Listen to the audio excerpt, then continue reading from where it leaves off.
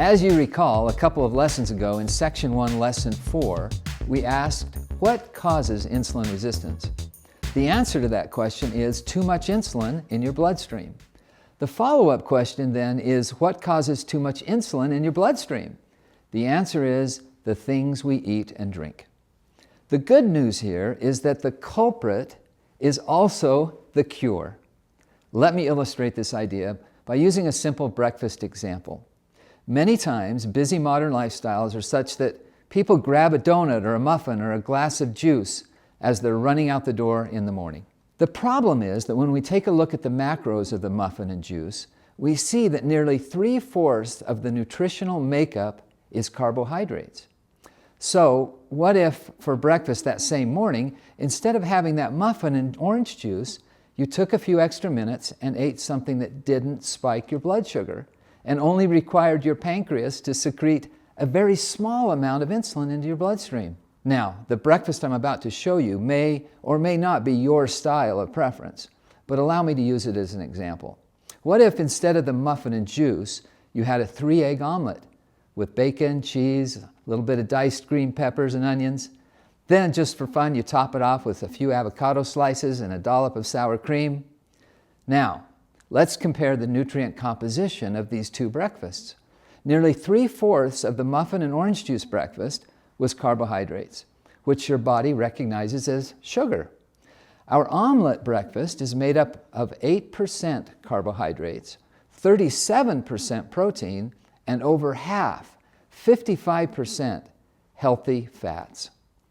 Remember the effect of protein and fat on blood sugar levels? It's far, far less than carbohydrates. This is the difference that makes all the difference when it comes to fighting insulin resistance. We've already talked about the 4 consequences that result from high carbohydrate eating. But again, the good news is that there are also 4 consequences to low-carb, high-fat eating. First, you lose weight. Second, you're not as hungry all the time. Third, you have more energy.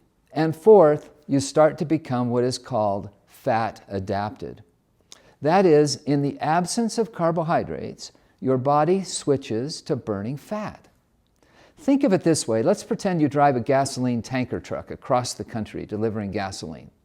The small tank behind your cab is the gas tank you use to fuel your truck's engine. That tank is relatively small, and you must stop and fill it up quite often during a long trip. That's what it's like fueling your body using carbohydrates. What if instead you could access the huge tank that you're pulling behind you and power your truck's engine with all of that fuel? That's what happens when you become fat adapted. Your body learns how to draw on all the energy in your body that's being stored as fat. Again, in absence of carbohydrates, your body accesses and switches to burning fat. Here's a quick related story. A few months ago here in Utah, a guy by the name of Michael McKnight did a 100-mile run on 0 calories. How did he do it? Well, although he did not consume any new calories during that 18-hour run, he did burn thousands, if not tens of thousands of calories that came from the fat stores in his body. Michael said, I fast for 18 hours a day and allow myself to eat between the hours of 1 p.m. and 7 p.m. I eat mostly a carnivore diet of steak, eggs, bacon, and I have fruit to replace the glycogen I lose when running. I felt a positive difference in how efficient my body works while running and in everyday life. Now, I'm not suggesting that you need to start planning your next 100-mile run, but when you start eating right and teaching your body to find and burn fat, it's a great way to help fight insulin resistance. So, armed with this truth, what's next? You're going to start eating and drinking the things that keep your insulin levels low. Are you going to make yourself miserable counting calories? No. Are you going to buy all sorts of expensive organic foods that you're not used to? No. Are you going to go out and buy this year's wave of Get Skinny supplements? No.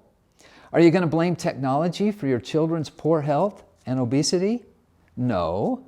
Are you going to eat a piece of birthday cake the next time you attend a birthday party? Yes. You're going to honestly acknowledge the effect on insulin that a small piece of birthday cake will have. Then you're going to enjoy it and get right back on track the next morning. Are you going to occasionally order a triple cheeseburger at your favorite burger joint? Yes. You're just going to have them leave off the bun, wrap it in lettuce, top it off with some healthy high-fat avocado slices, and serve it to you with a fork. Almost every burger place today knows what it means when you say lettuce wrapped or protein style. In conclusion, when it comes to eating, you really only need to ask yourself one simple question. That is, how will eating this affect my insulin? Yes, food is both the culprit and the cure, and that's actually very good news for all of us.